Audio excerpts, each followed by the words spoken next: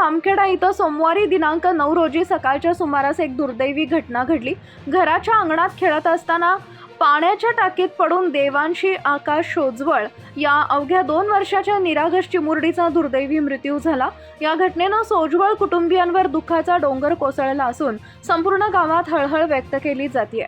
खामखेडा येथील कोळीपाडा वस्तीतील भाऊसाहेब महादू सोजवळ यांची नात आणि आकाश सोजवळ यांची 2 वर्षीय कन्या देवांशी सोमवार दिनांक 9 जून रोजी सकाळी 10:30च्या सुमारास घराच्या अंगणात खेळत होती।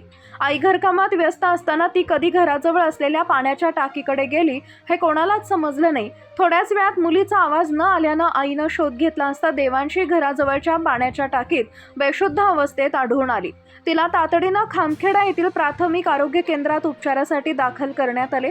मात्र तपासणी केली असता वैद्यकीय अधिकारी डॉक्टर निलेश ठाकरे यांनी तिला मृत घोषित केले। 2 वर्षाच्या चिमुरड्याच्या मृत्यूनं खामखेडासह परिसरात हळहळ व्यक्त केली जाते।